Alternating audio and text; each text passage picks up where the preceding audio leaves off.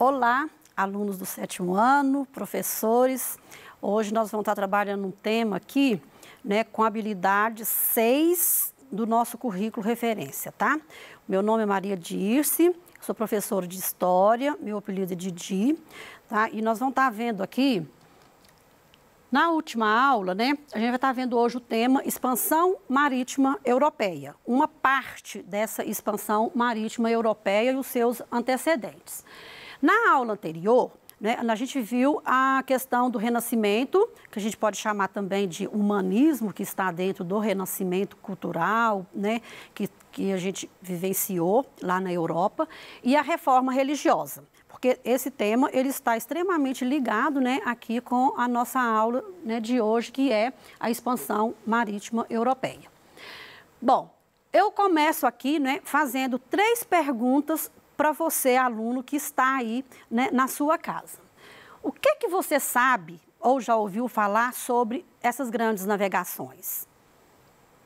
Quais os desafios, né, que as pessoas, né, que se lançaram a essas grandes navegações, eles enfrentaram?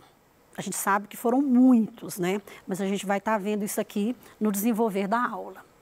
E quais que seriam as intenções desses europeus, né, quando eles resolveram desbravar, né, o mar, né, numa situação que eles não conheciam, que era tudo novo? Vários motivos eles tiveram e que nós vamos estar vendo a partir de agora. Bom, para a gente falar diretamente, né, para entender essas grandes navegações, a gente precisa estar entendendo, né, o que foi acontecendo ao longo, né, do período lá na Europa, para a gente chegar, né, realmente ao tema e descobrir por que essas pessoas, esses grupos de pessoas, né, quiseram se lançar, né, a essa aventura, né, que a gente pode falar, de fazer essas grandes navegações. Bom, eu comecei aqui, né, lá na Baixa Idade Média, começou a acontecer a decadência do feudalismo. O que seria o feudalismo? O feudalismo, ele é, né, um processo econômico, né, político, que a gente teve por muitos e muitos anos na Europa, onde, né, a economia deles era baseada nas grandes propriedades de terra, com cada senhor, né, feudal ali, proprietário daquele feudo, com tudo descentralizado. As cruzadas, né, que foi do século XI ao século XIII, o que seriam essas cruzadas? Foram os movimentos cristãos, né, que tiveram o apoio da igreja católica para estar fazendo, né, vários avanços de descobertas de terras, porque eles queriam chegar, né, até a Terra Santa e conquistar essa terra. Então, essas cruzadas também vai favorecer muito, né, para a gente estar chegando aí nessas grandes navegações, tá? Ela foi, então, né, essas cruzadas, elas desencadearam, na verdade, a reabertura do mar Mediterrâneo e, consequentemente, a retomada do comércio de especiarias, que eram especiarias que tinham um alto valor lá na Europa, na época, tá? Aqui trouxe uma figura aqui da primeira cruzada que teve, tá certo? Em 1099, né, de uma tomada aqui de Jerusalém. Um outro fator aqui, né, de antecedente seria o renascimento comercial e urbano.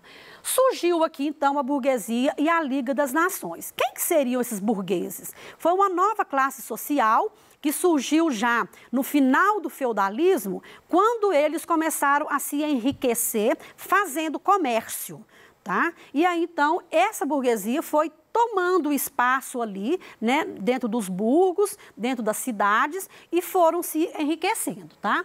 E o que seriam essas ligas comerciais? Elas podem também serem chamadas de ranças ou ligas ranciáticas, né? Isso porque era um grupo de pessoas que defendia os interesses desses burgueses. Tá?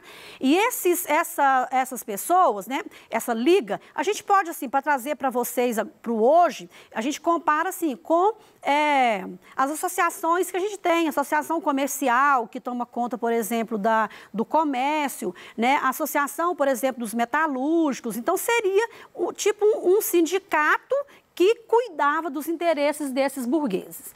E a gente teve aqui também a formação das monarquias nacionais com a centralização política e com isso, então, a gente teve a intensificação do desenvolvimento comercial. Essa centralização política, ela chegou o quê? Com, né, na verdade, com a junção do rei, que queria poder, e desses burgueses que queria enriquecimento, tá? Então, os estados nacionais foram formados nesse contexto. Trouxe aqui a cidade aqui de Lübeck, na Alemanha, que foi um dos principais centros aqui comerciais da Liga Hanseática na época.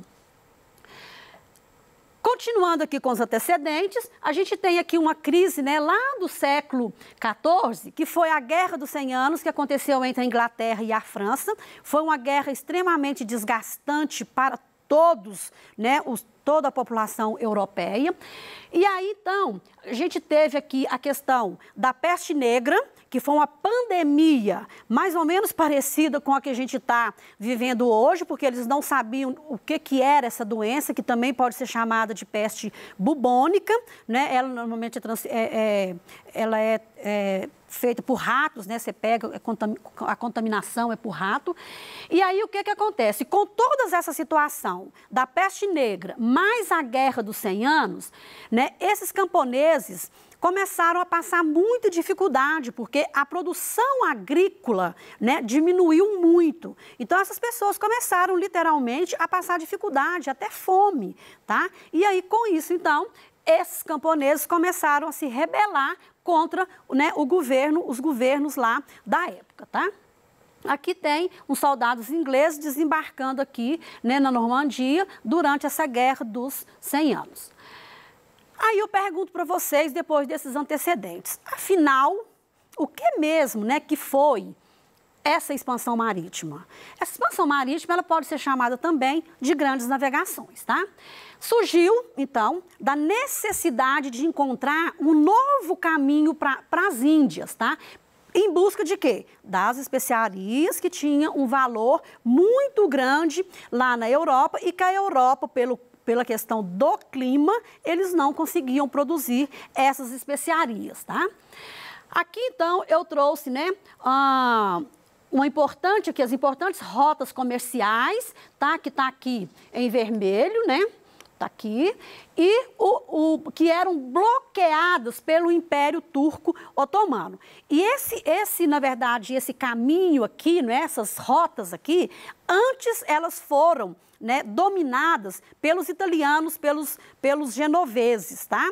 E aí, então, quando o Império Turco toma lá, né, a queda de Constantinopla, os turcos otomanos é que passam a fazer esse monopólio, né, desse comércio aqui com as Índias.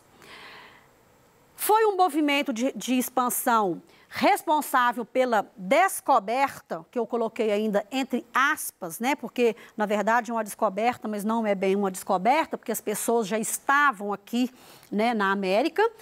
E a colonização de várias regiões até então desconhecidas lá na Europa, né? Porque aqui já tinha o povo, né, que morava aqui e que tinha toda uma cultura já implantada aqui no meio deles, tá?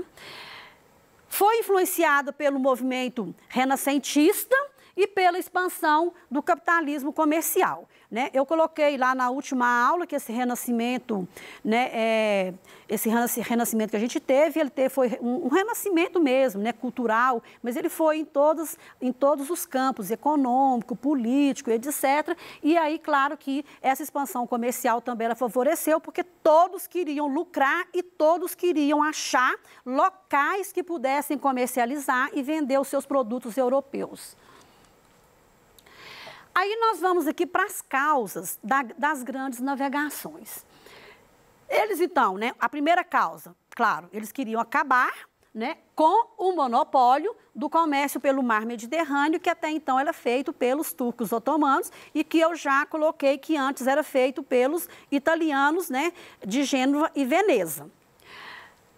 Eles queriam também, né, e tinham a necessidade de encontrar uma nova passagem para as Índias, né, que seria as terras do Oriente ali, China, Japão, Ilhas Molucas e a própria Índia, tá? Eu trouxe um mapa aqui mostrando onde está aqui, né, Constantinopla, o Mar Mediterrâneo, e é por onde eles tinham que achar uma saída para estar chegando lá nos locais onde tinham essas especiarias. Um dos grandes fatores e das grandes causas, claro, que era buscar essas especiarias, né, que hoje a gente fala, mas como que essas especiarias eram tão caras e tinham valores tão exorbitantes, né, na Europa, né? Porque lá no lugar que elas estavam, nas ilhas, não tinha valor quase nenhum, que é a canela, gengibre, açafrão, noz moscada, né, e outras coisas mais que a pimenta do reino, que era muito forte na época, todo mundo, né, era um valor muito alto. Hoje a gente acha isso em qualquer supermercado, a gente acha isso em qualquer, né, venda de esquina, a gente acha isso e o preço é acessível a todos nós. Mas na época não, tá? Por quê? Eles compravam esse produto muito barato lá e revendiam muito caro na Europa. Chegava a ter lucros até de 500%, né, de 500% de lucro em cima, né, dessas especiarias, porque eles eram muito valorizados realmente lá na Europa. E sem contar também que tem outros produtos, né, gente? Tem a porcelana, né, e outros produtos mais que eles tinham lá, que tinham valor alto lá na Europa. Uma outra causa seria encontrar novas terras, já que as terras lá na Europa já estavam desgastadas, né, por causa da questão do tempo, do plantio, da não renovação, e aí então eles precisavam de estar encontrando terras, né, para estar começando novamente o ciclo, né, de agricultura deles. Expandiu o comércio e a expansão da fé cristã. A expansão da fé cristã, a Igreja Católica, né, com a questão da Reforma Protestante, ela perdeu milhares de fiéis na Europa. Então, ela precisava do quê? Ela precisava de conquistar novas terras, porque com isso ela faria a catequização desses novos grupos que fossem encontrados nessas novas terras, para estar ganhando força e aumentando, né, a sua população de pessoas católicas no mundo. Aqui eu trouxe uma figura aqui mostrando, né, eles planejando já, né, essa questão dessas grandes navegações. E aqui faz parte, né, a gente está vendo que tem rei, né, que tem todas as figuras aqui, os burgueses, a Igreja Católica envolvida. Qual que era o interesse desses grupos, né, nessas grandes navegações? A burguesia mercantil, claro que ela queria expandir o comércio dela, né, expandir o comércio europeu, buscando o quê? Mercados consumidores, para vender os seus produtos. Aqui eu trouxe um retrato aqui de uma família, de uma das famílias mais ricas que teve na Europa na época, tá? Que, né, tá a esposa do Jacob com a esposa dele, era um grande burguês, né, milionário que existia na época, que ele investiu nessas grandes navegações. A nobreza queria o quê? Ela ficou sem prestígio. Ela estava desprovida de terra, né, e, de certa forma, né, também empobrecida. Eles queriam, então, regenerar a sua condição financeira e para não decair socialmente. Tá? E eles achavam, então, que com essas novas terras, eles conseguiriam estar buscando produtos, né, para estar revendendo na Europa e começar a fazer o seu comércio. A monarquia, qual que era o interesse da monarquia? Conforme esses descobridores descobriam novas terras, tá certo? E se fosse eu, né, o rei lá daquele estado, que financiei essa viagem, essas terras, então, passariam a ser de domínio desse rei, desse estado desse rei. Então, quanto mais terra ele tivesse, mais poder ele teria, tá? Né? Então, a gente resume aqui que, se ele patrocinou, ele ia expandir as suas fronteiras, né, do seu estado. E além, claro, de estar explorando todas as riquezas que ali tinham, né, que vai ser assunto para a nossa próxima aula, né, do 7º ano, tá? Aqui eu trouxe uma figura do Dom João, que é bem próximo da gente.